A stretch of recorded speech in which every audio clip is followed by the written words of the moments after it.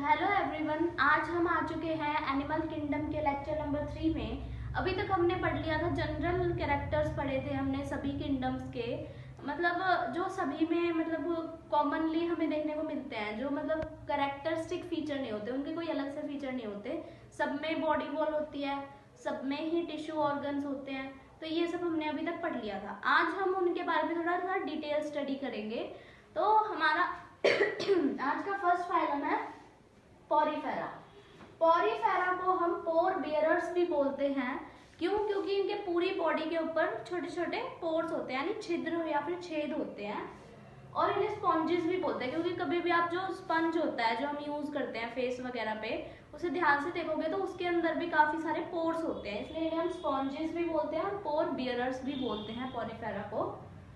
Cellular level of organisation, यानी कि यहाँ पर सेलुलर लेवल ऑर्गेनाइजेशन है, कोई यहाँ पर कोई प्रॉपर सिस्टम नहीं है किसी भी वर्क के लिए। सेल्स अलग अलग अपना काम परफॉर्म करते हैं। मोस्टली एसिमेट्रिकल, सम रेडियली सिमेट्रिकल, ज्यादातर इसके सारे ही एसिमेट्रिकल होते हैं। एसिमेट्रिकल यानी इनकी कोई सिमेट्री नहीं है, कहीं से भी काटो अलग अलग ही हिस्सा मिलेगा आपको। या फिर रेडियली सिमेट्रिकल हो सकते हैं कोई कोई।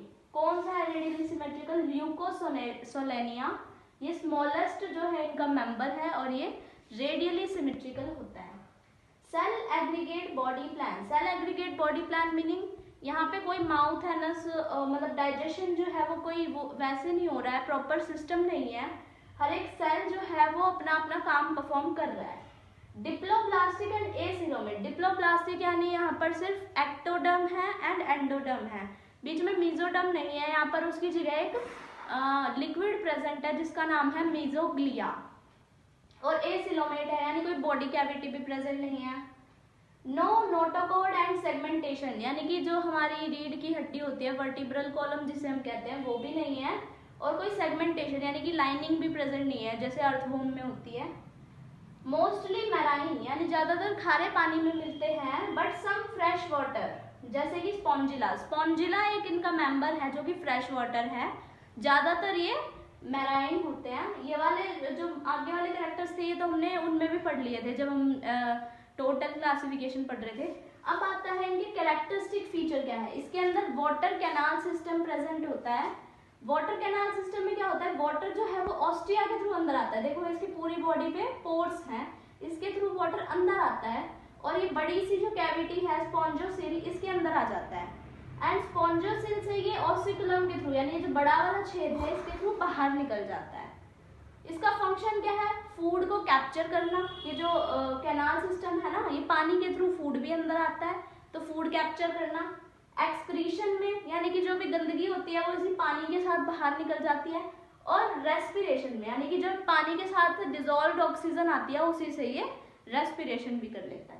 यानी वाटर कैनाल सिस्टम इम्पॉर्टेंट है और उसके फंक्शंस भी काफी इम्पॉर्टेंट हैं। सो अब हम पढ़ते हैं नेक्स्ट कैरेक्टरिस्टिक फीचर पॉरीफेरा का। नेक्स्ट है, हमने पहला पढ़ा था वाटर कैनाल सिस्टम। अब है हमारे पास कोएनोसाइट्स, यानी कि कॉलर सेल्स, वो इन्हीं में पाए जाते हैं। कैरेक्टरिस्टिक फीचर का मतलब है जो इन्हीं के अंदर पाया जा रहा है स्पेशली, ठीक है। तो सेकेंड इज कोएनोसाइट। कोएनोसाइट जो है उन्हें हम कॉलर सेल्स भी बोलते हैं। ये स्पॉन्जोसिल जो हमारी कैविटी है उसे लाइन करते हैं पूरा, देखो ऐसे लाइनिंग में प्रेजेंट है। और ये फ्लैजिलेटेड सेल्स होते हैं और ये जो है डाइजेशन के अंदर हेल्प करते हैं, इनका रोल है डाइजेशन के अंदर। नाउ स्केलेटन जो है इसका वो इंटरनल होता है, इंटरनल स्केलेटन प्रेजेंट होता है, कैल्शियम से या फिर स्पॉन्जिन से या फिर सिलिका फाइबर से बना होता है। रिप्रोडक्शन इसका एसेक्सुअल भी हो सकता है, सेक्सुअल भी हो सकता है। हमेशा एसेक्सुअल में क्या पता है हमें कि कभी भी गैमीट फॉर्मेशन नहीं होती, फर्टिलाइजेशन ये वाली चीजें नहीं होती।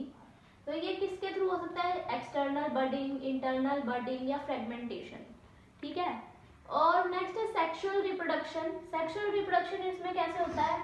ये बाइसेक्सुअल ऑर्गेनिज्म है, यानी कि एक ही ऑर्गेनिज्म के अंदर दोनों सेक्सेस प्रेजेंट है। अब हम सोचेंगे कि एक से ही दूसरा प्रोड्यूस हो जाएगा, नहीं, बट ऐसा नहीं होता।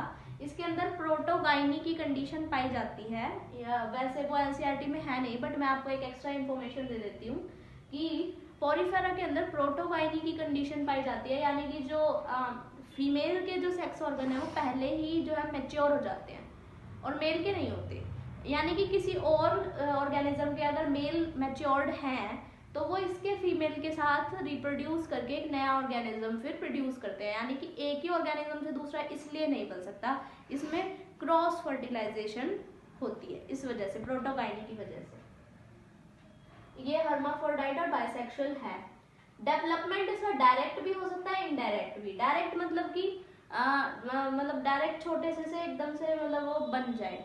इनडायरेक्ट मतलब कोई लार्वल स्टेजेस आ जाए इसके अंदर, मतलब बीच में कुछ और चीज भी बन रही है बीच में इसके अंदर। इनडायरेक्ट में एक एम्फीब्लास्टुला नाम का लार्वा बनता है। डाइजेशन जो है वो इंट्रासेलुलर डाइजेशन होती है इसके अंदर। इंट्रासेलुलर मतलब जो सेल के साइटोप्लाज्म के अंदर डाइजेशन होती है, ये कोएनोसाइट्स करवाते हैं।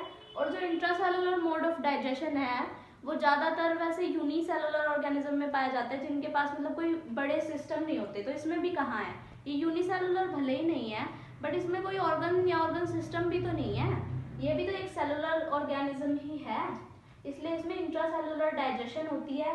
और इसके अंदर न्यूरल या फिर एंडोक्राइन सिस्टम भी प्रेजेंट नहीं होता। न्यूरल यानी कि न्यूरॉन्स, नर्वस सिस्टम, और एंडोक्राइन यानी जो हॉर्मोन्स वाला हमारा जो सिस्टम होता है वो दोनों ही इसमें एब्सेंट होते हैं। सो अब हम पढ़ेंगे पोरीफेरा के एग्जाम्पल्स के बारे में।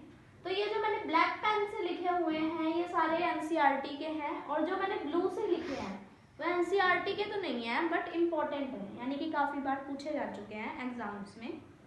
सो एनसीईआरटी के है साइकॉन जिसका कॉमन नेम है स्काइफा, यूस्पोंजिया जिसका कॉमन नेम है बाथ स्पॉन्ज, और स्पॉन्जिला जिसका कॉमन नेम है फ्रेश वाटर स्पॉन्ज।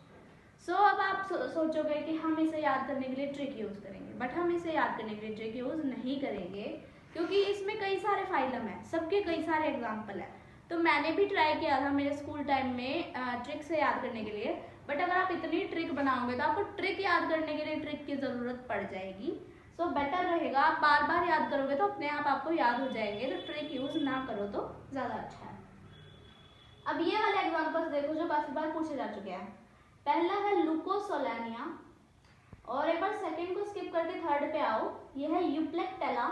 यूप्लेक्टेला है वीनस फ्लावर बास्केट। ये जो वीनस फ्लावर बास्केट है इसकी एक इम्पोर्टेंस है क्या कि ये जो जापान है वहां पर एक मैरिज के गिफ्ट की तरह दिया जाता है। क्यों दिया जाता है, क्योंकि ये जो ऑर्गेनिज्म है इसके अंदर कुछ क्रूस्टेशियंस पाए जाते हैं, श्रिम्प्स नाम की कोई है ना एक ऑर्गेनिज्म पाया जाता है जो कि सालों साल उसके अंदर पड़ा रहता है और वो खत्म नहीं होता, वो जिंदा होता है लेकिन वो चल नहीं सकता इसलिए उसके अंदर रहता है वो, कभी भी उसके जो डेड डिकेइंग मैटर्स है ना वो कभी भी उधर से वैनिश नहीं होते, उसके अंदर रहते हैं। तो ये बताया जाता है कि सालों साल आपकी जो शादी है वो अमर रहे, इसके लिए हम ये वाला गिफ्ट देते हैं, दैट इज यूप्लेक्टेला। इसकी इम्पोर्टेंस होती है। और ये है हमने अब सेकंड वाला जो था वो स्किप किया था, क्लायोना यानी कि बोरिंग स्पॉन्ज। ये वाला स्पॉन्ज अब हम इसे कई बार स्पॉन्ज के साथ कंफ्यूज कर जाते हैं क्योंकि इसका कॉमन नेम में स्पॉन्ज आ रहा है, बट ये मलस्का का मेंबर है। तो ताकि आप कंफ्यूज ना हो जाओ मैंने यहाँ रख दिया है, बट इसे ध्यान रखना थोड़ा, ये नेक्स्ट फाइलम का मेंबर है और इसके अंदर कंफ्यूज नहीं होना है, यानी कि ये जो है पोरीफेरा का मेंबर नहीं है, Cliona boring sponge. So thank you so much, आज के लिए इतना ही। कल हम अपना नेक्स्ट फाइलम डिस्कस करेंगे जो कि है सिलेंट्रेटा, और पोरीफेरा को हमने बहुत ही डिटेल में अच्छे से डिस्कस किया। सो आप लोग इसे पढ़ के आना। थैंक यू सो मच, आज के लिए इतना ही।